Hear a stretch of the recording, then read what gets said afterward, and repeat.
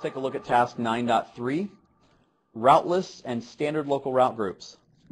We're told to create route lists to allow dialing for all IP phones from within any of the sites. For dialing from within the Netherlands site, all calls and patterns should only ever route to the gateway local to that site.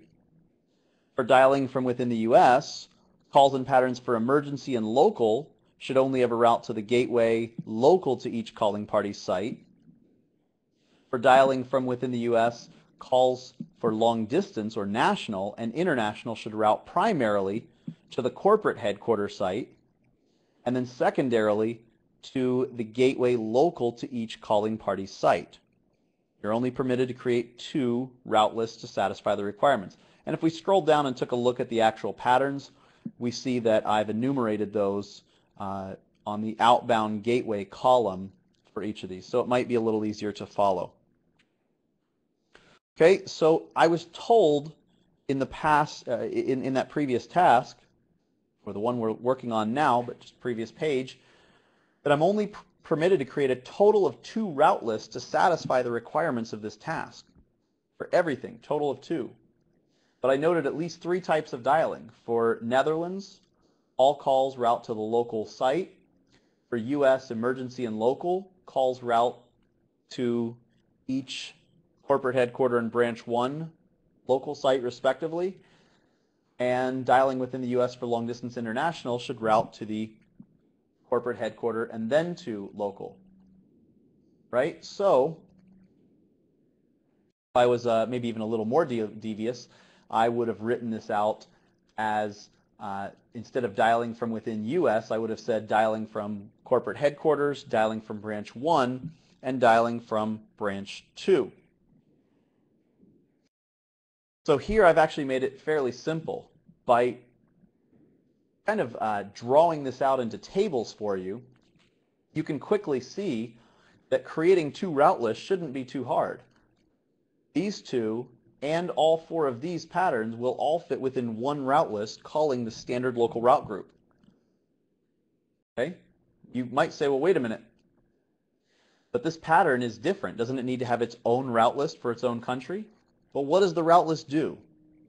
Think about that for a second. Go back to the theory. What does a route list do? It calls a route group in a preferential order, maybe multiples. It also can perform, at route list details, it can perform digit manipulation.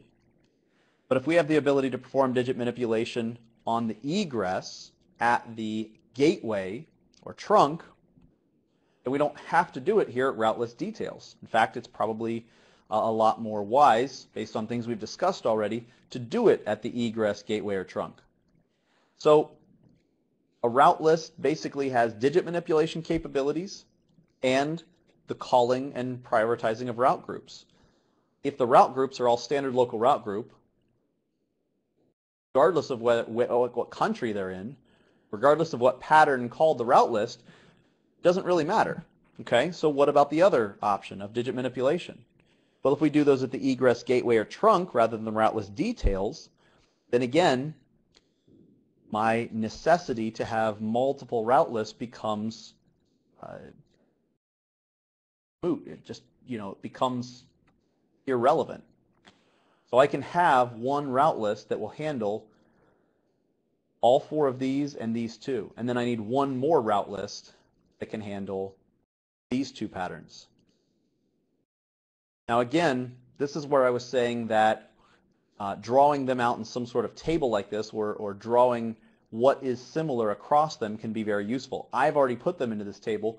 What if I had, instead of putting them into this table, I had put them into some form and fashion like this, where I had said maybe for headquarter dialing, we're told 911, local calls, I'm not going to write all of them out, long distance patterns, and international patterns. And I was told that I should route 911 to headquarter, local to headquarter, long distance to headquarter, national to headquarter. Oops.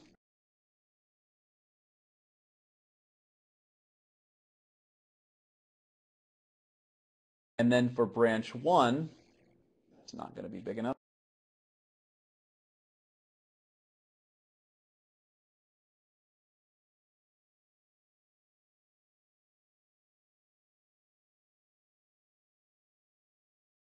For branch 1 dialing, you had 911, local, long distance, international. Told you to dial those, dial that to branch 1, headquarter, and then branch 1, so first and then second. Here, first and second, headquarter, branch 1. And for branch 2,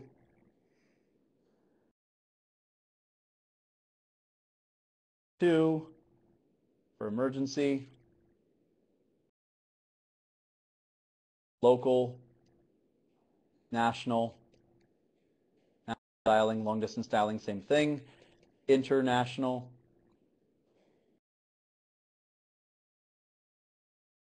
this should go to branch 2, branch 2.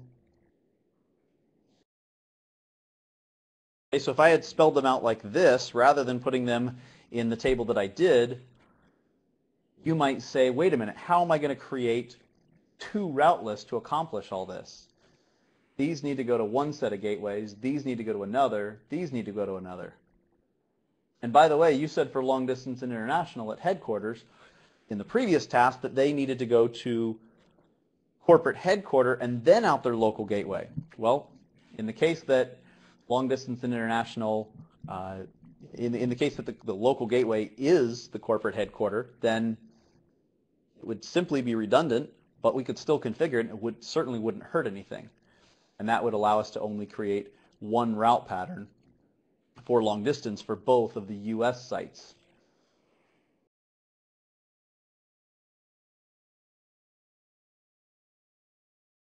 Okay, so all we would have to do is draw everything out and draw, basically kind of summarize everything into another table that said, all right, what are the similarities here? This, those are all local. Okay, for everything there, I can use standard local route group, or just local route group, whichever you want to call it. This, that's local route group. This, that's headquarter, and then standard local route group. And for, if I want to just have one pattern here, that's going to be headquarter local route group, and that's going to be local route group. This one, let's see. That one, that can be 1, and then grab another color, this and this, that can be number 2. Route list number 1 is in black, and then route list number 2 .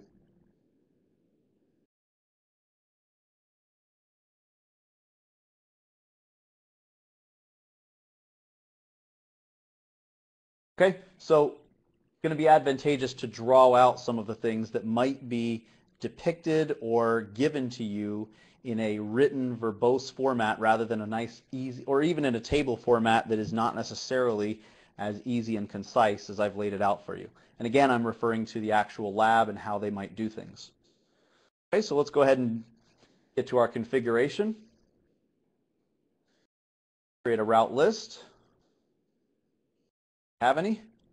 Do not. We'll create a new one called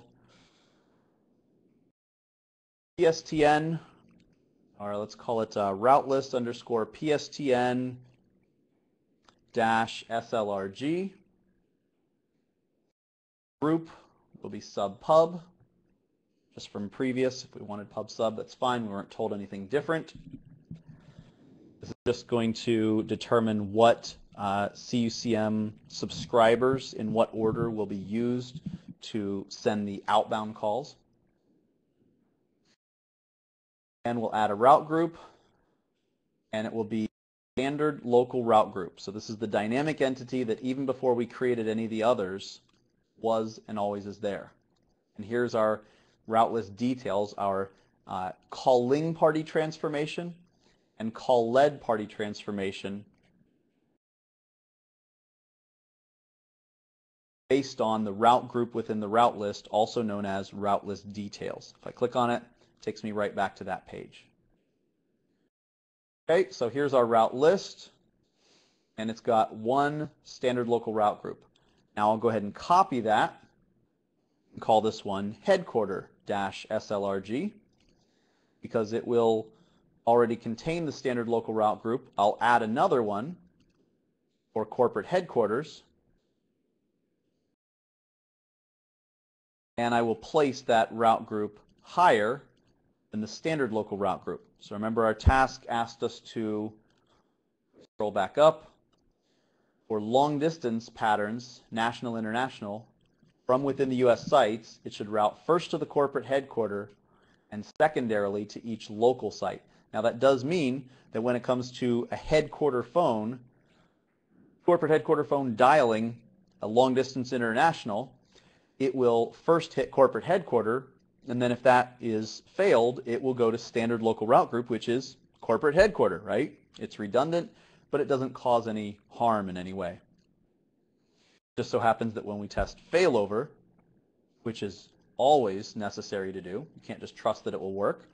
When we trust failover, it will work for branch 1 in the US, but not for corporate headquarter, because we'll shut down the corporate headquarter gateway and, well, it'll fail back to itself. But that's okay, it still meets the requirements.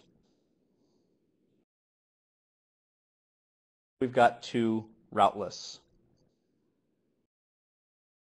Okay, so we've met this task.